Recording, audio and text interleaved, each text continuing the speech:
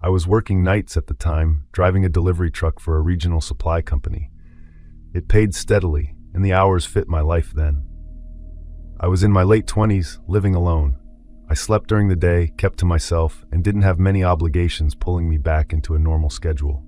The work itself was repetitive. We moved equipment and packaged materials between warehouses, clinics, and a few industrial sites that ran around the clock. Most nights followed the same rhythm. Clock in, check the truck, load the manifests, drive quiet highways, unload, repeat. There was nothing especially dangerous about it, just long stretches of driving and the dull alertness that comes with staying awake while the rest of the world sleeps. On that particular night, I was paired with a coworker named Daniel.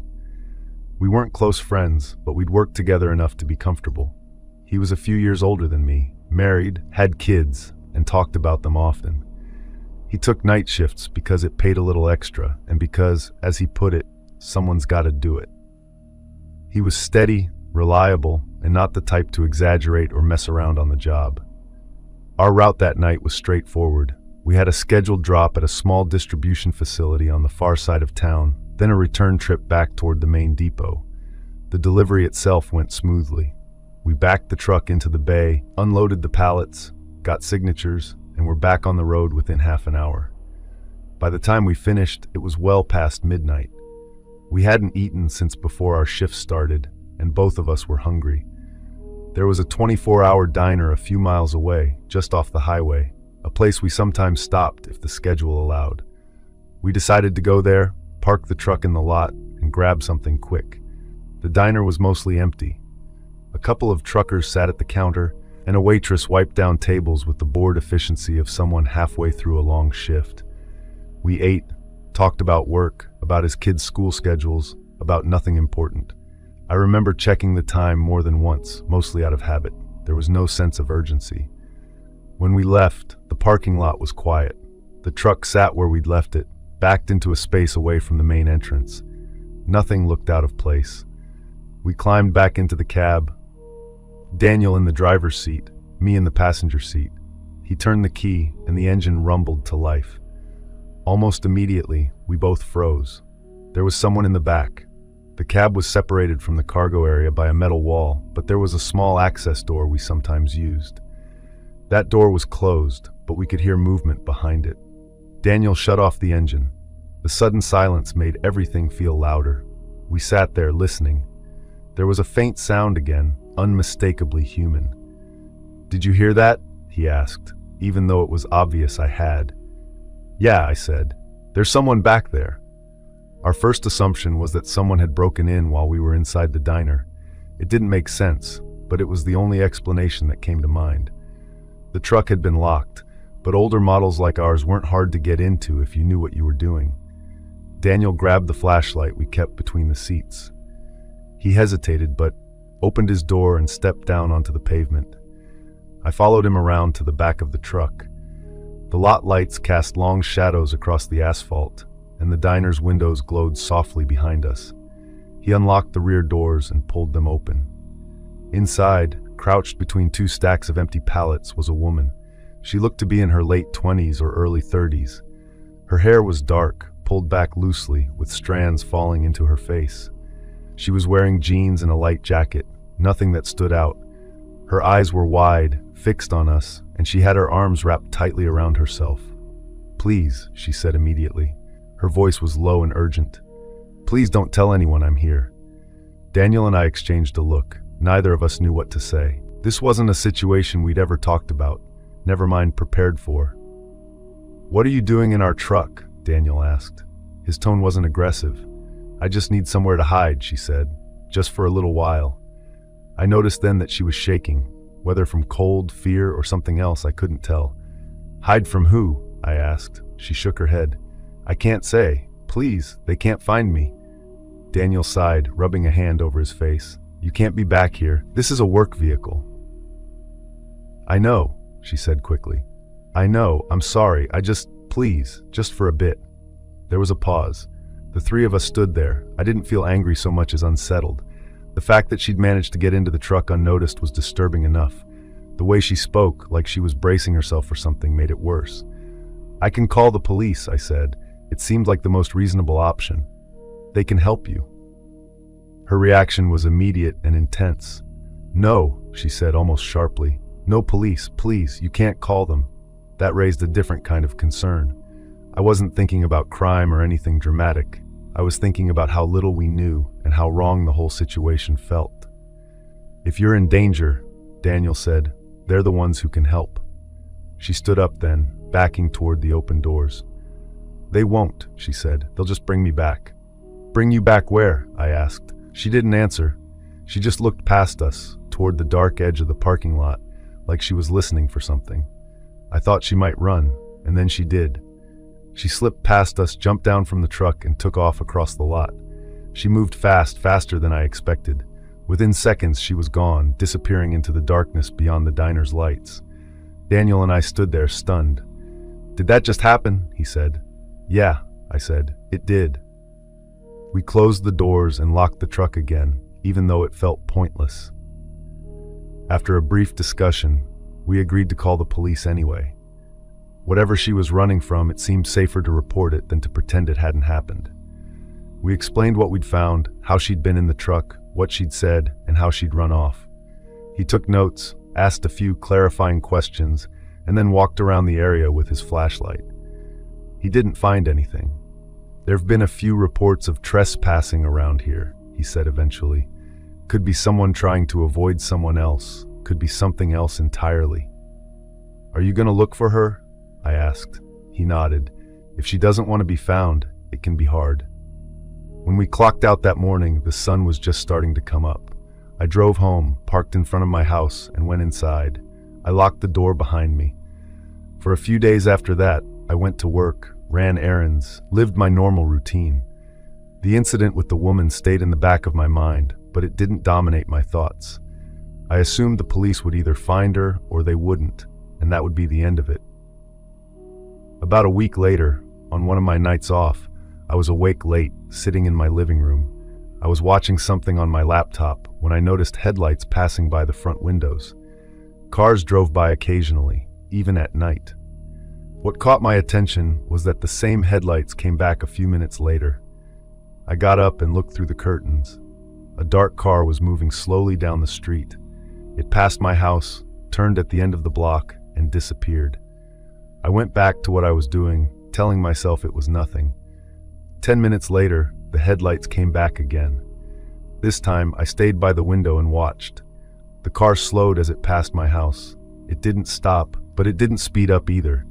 It just rolled by, steady and deliberate. After that, it didn't come back. I waited for a while, listening, but the street stayed quiet. Eventually, I went to bed. The next morning, after I woke up, I remembered the doorbell camera. I'd installed it after a string of package thefts in the neighborhood. It recorded motion clips automatically, and I checked it occasionally out of curiosity. I opened the app on my phone and scrolled through the timeline. There were several clips from the night before. Most were nothing: passing cars, a stray cat. Then I saw one time-stamped just after midnight. I tapped it. The video showed my front porch in black and white, lit by the camera's infrared. Two figures came into view from the left side of the frame, a man and a woman. They stopped at the edge of the porch and looked around. The man was taller, broad-shouldered, wearing a jacket. The woman stood slightly behind him. Even through the grainy footage, I recognized her. It was the same woman from the truck. She looked the same. Same hair, same build, same way of holding herself, tense and alert. The man said something I couldn't hear, and she nodded. They stepped up onto the porch. The man tried the doorknob. It didn't open. They stood there for a few seconds longer, scanning the yard, the street, the neighboring houses. Then they stepped back down and walked out of frame, disappearing the same way they'd come. They never rang the doorbell. I watched the clip several times, hoping I was mistaken. Each time, it felt more certain. The resemblance wasn't vague or suggestive. It was exact. I felt a tightness in my chest that had nothing to do with panic, and everything to do with the sudden realization that whatever had happened at work hadn't ended there. I called the police again and told them I had footage they needed to see. An officer came by that afternoon. He watched the video carefully, asked me questions about the earlier incident, and took a copy of the footage. "Do you recognize the man?" he asked. "No," I said. "I've never seen him before." He nodded. "We'll look into it." "Do you know who they are?"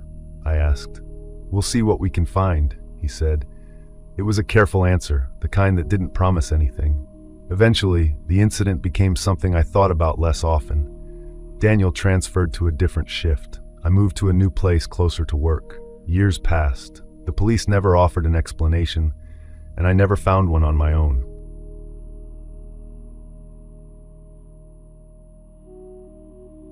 I'm Maya. At the time, my life was pretty ordinary in a way that only feels obvious looking back.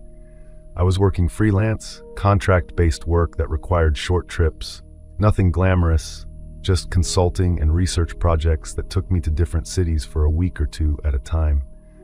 I didn't have a permanent office. I worked out of hotel rooms, coffee shops, libraries, wherever I could set up a laptop and stay focused. That year, I was traveling through the Midwest for a personal project tied loosely to my work. It wasn't urgent, but it mattered to me. I had grown up in that part of the country and was revisiting places I hadn't seen in years, interviewing people, gathering records, and spending a lot of time alone. My days had a steady rhythm. Wake up early, get coffee, work for several hours, drive to wherever I needed to be, come back, make notes, sleep. The hotel I stayed in during this particular trip wasn't my first choice. It was, however, the closest option to where I needed to be the following morning. The town itself was small, but not remote. It had a courthouse, a main street with a few restaurants, and a history it was clearly proud of.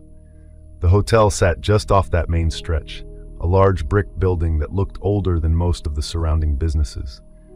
I'm not someone who seeks out haunted places. I don't watch ghost hunting shows, and I don't stay in hotels because they're famous for anything other than being clean and reasonably quiet. I knew, vaguely, that this hotel had a reputation. You'd have to live under a rock not to, if you grew up anywhere nearby. But it wasn't something I took seriously. Every town has a place like that, an old jail, a hospital, a hotel. Stories build up over time. That's how folklore works. When I booked the room, the website photos showed high ceilings, dark wood trim, and a lobby that looked like it hadn't been significantly renovated in decades. That didn't bother me. I actually like older buildings. They tend to be quieter, and they have a kind of solidness to them that newer places don't. I figured I'd be there one night, maybe two, and then move on. I arrived in the early evening. The front desk clerk was polite but distracted, the way someone gets when they've answered the same questions all day. There were framed black and white photographs on the walls, groups of men in suits, women in long dresses, the hotel exterior sometime in the early 20th century. Nothing unusual, nothing that felt staged or theatrical. My room was on an upper floor, toward the end of the hallway. The carpet was worn thin in places, especially near the walls. The lighting was dim but functional. When I unlocked the door, the room itself looked exactly like the photos online. A large bed, heavy curtains, a small writing desk, and a bathroom that had clearly been retrofitted sometime long after the building was constructed. I unpacked slowly. No traffic noise, no voices through the walls.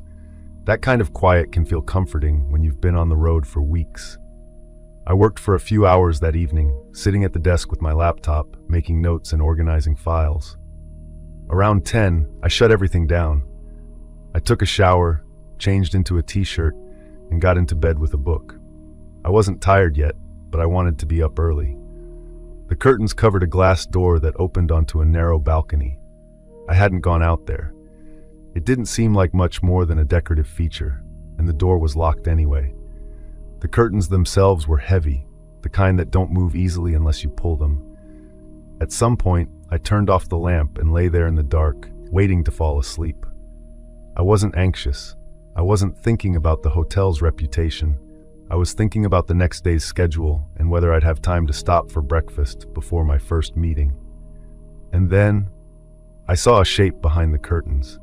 Clear impression of a human-sized figure standing behind the curtain, close enough that the fabric bowed slightly inward. I could make out the outline of a head and shoulders. It looked like someone standing still, facing into the room. My first thought was that I was misinterpreting shadows from outside lighting. My second thought was that someone had stepped onto the balcony by mistake, maybe from a neighboring room. That didn't fully make sense, but it was the closest explanation I had. I sat up in bed and stared at it. The shape didn't move. The curtain didn't shift. After a few seconds, I reached over and turned on the bedside lamp. The light filled the room immediately. The shape disappeared just as immediately. The curtain hung flat, undisturbed. I got out of bed and walked over, pulled it back, and checked the door. The balcony was empty. The door was still locked. There was no way for someone to be standing there, let alone leave without making any sound. I stood there longer than I needed to, looking out into the dark, then back at the room. I didn't feel panicked. I felt unsettled in a very specific way, like my brain was trying to correct something that didn't fit. Eventually, I told myself I was overtired. Traveling does that. Your perception gets sloppy. I closed the curtain again, locked the door a second time just to be sure, and got back into bed. Sleep didn't come easily after that. I kept replaying the image, not in a frightened way, but in a puzzled one. It bothered me that I couldn't explain it cleanly. After maybe half an hour, I decided to step into the hallway. I didn't have a clear reason for it. I think I just wanted to reset, to put myself in a different space for a minute. The hallway was empty. The carpet muffled my footsteps as I walked a few doors down, then turned back toward my room. There was a man. He was standing in the middle of the hallway, several yards away from me, with his back turned. He was tall, wearing dark clothing that looked old-fashioned in cut, though I couldn't have described it precisely if asked. What struck me immediately was how still he was, not relaxed, not shifting his weight, just standing there, facing the wall at the far end of the corridor. I slowed to a stop. I didn't say anything. I assumed he was another guest, maybe confused about which room was his, but something about him felt wrong in a way that's difficult to explain without sounding dramatic. It wasn't fear. It was a deep, physical certainty that I shouldn't get closer. I looked around the hallway, half expecting someone else to appear, maybe explain his presence. No one did. When I looked back at him, he was gone. There was nowhere he could have gone in that amount of time. The hallway was straight, with no side doors between us except guest rooms. I hadn't heard a door open or close. He hadn't walked past me. He hadn't moved at all, and then he simply wasn't there. I stood there, my heart beating faster now, trying to make sense of it. I walked to the end of the hallway and back, checking the corners, the stairwell door, the elevator. Everything was empty. At that point, I didn't want to be in the hallway anymore. I went back to my room and locked the door. I sat on the edge of the bed for a while, breathing slowly, telling myself that stress can do strange things to perception. That old buildings have lighting that plays tricks on your eyes. That none of this meant anything on its own. I decided to get ready for bed properly, hoping routine would help. I went into the bathroom to brush my teeth. The mirror was large and slightly clouded at the edges. As I leaned forward, toothpaste in my mouth, I saw a reflection behind me. Someone was standing just inside the bathroom doorway. I spun around immediately. The bathroom was empty. The bedroom beyond it was empty. My heart was pounding hard enough that I had to steady myself against the sink. That's when the nausea hit. It came on suddenly and intensely. I barely made it to the toilet before I started vomiting. There was no buildup, no warning. I hadn't eaten anything unusual. I hadn't felt sick earlier.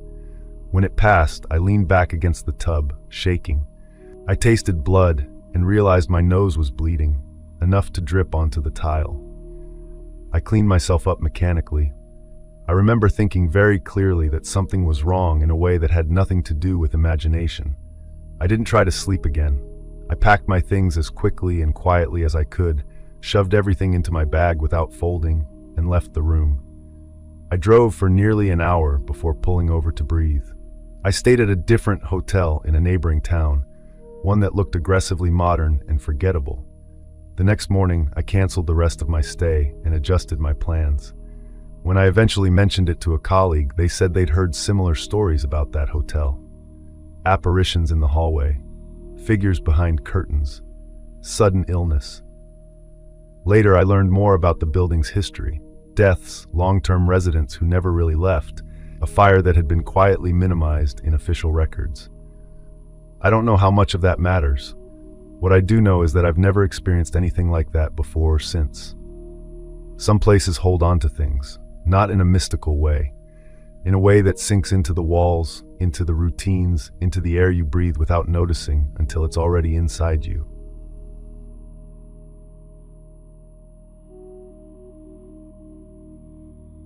I'm Sandra.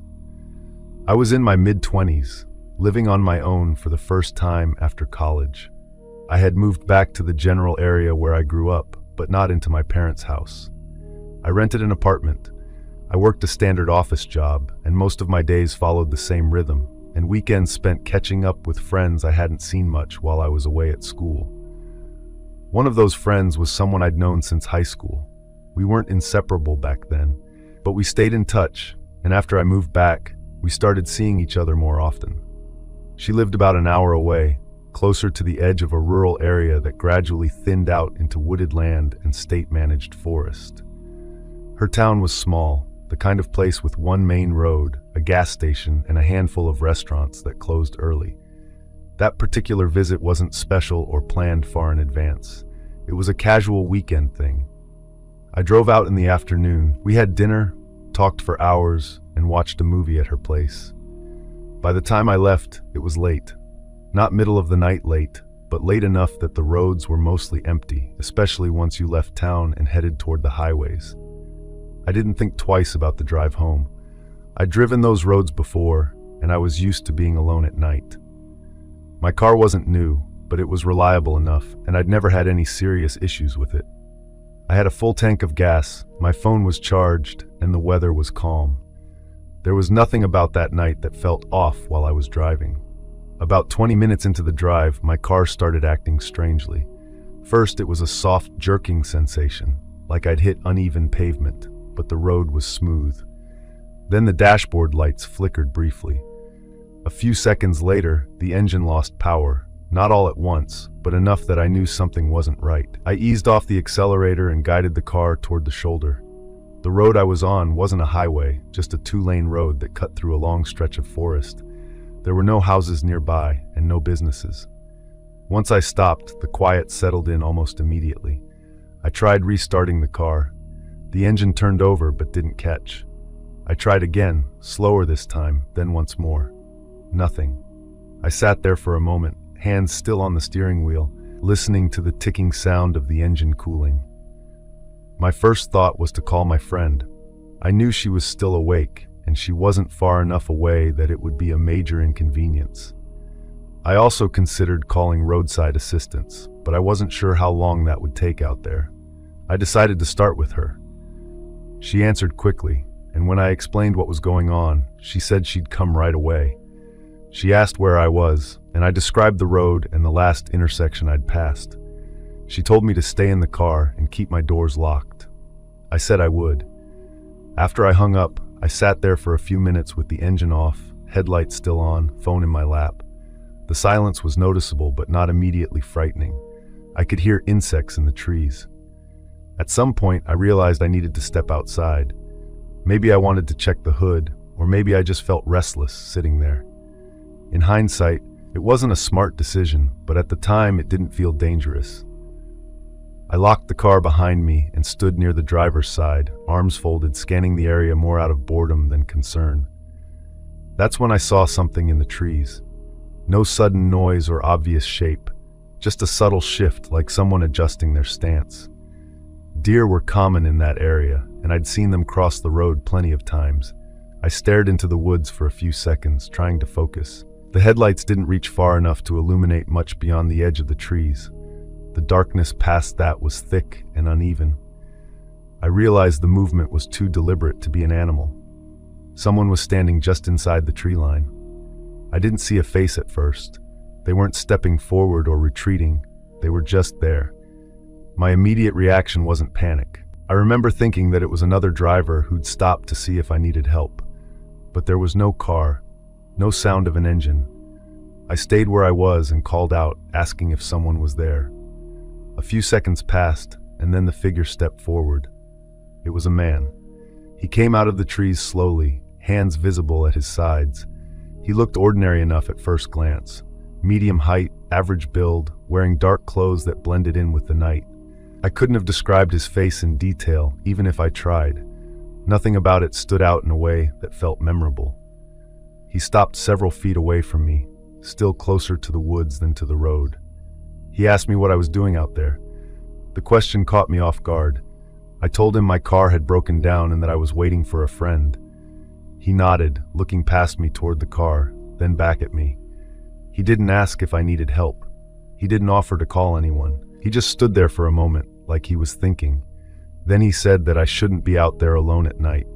I agreed with him, partly because it was true, and partly because I didn't know what else to say. He took a step closer. He asked where my friend was coming from. I told him. He asked how long she'd be. I said I wasn't sure, but not long. There was nothing overtly threatening in his words, but something about the way he was asking questions felt wrong. He glanced back toward the trees behind him, then back at me. He said it would be safer if I waited off the road, where it was quieter. I didn't respond right away. He gestured toward the woods, indicating a spot just beyond where he'd come from. He said it wasn't far, and that cars sometimes came too fast around that curve. I told him I was fine where I was and that my friend would be there soon. His expression changed slightly, like irritation. He took another step forward, closing the distance more than I was comfortable with. He repeated that it would be better if I went with him. At that point, the situation shifted for me. The confusion dropped away, replaced by something colder and more focused. I told him no. I said I was staying by my car. He reached out and grabbed my arm, wrapped his hand around my forearm and applied pressure like he expected me to comply. I pulled away immediately. I remember saying no again. He tightened his grip and tried to pull me toward the trees. I started shouting and twisted free and ran back to my car. I unlocked it, got inside, and locked the doors as fast as I could. I grabbed my phone and dialed the police. While it was ringing, I kept yelling, hoping someone would hear me. I laid on the horn with one hand. Through the windshield, I saw the man step back. He didn't try to approach the car. He stood there for a few seconds, watching me, then turned and walked back into the woods the same way he'd come out. By the time the dispatcher answered, he was gone. I told them where I was and what had happened, my voice shaking but steady enough that they could understand me. They told me to stay in the car and that officers were on the way.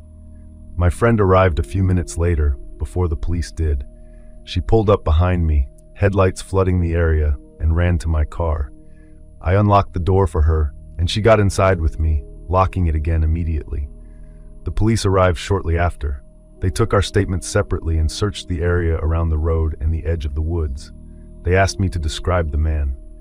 I did my best, but the more I talked, the more I realized how little I actually remembered. Height, clothing, general build, nothing distinctive. The police never suggested anything specific, and I never pressed them for theories.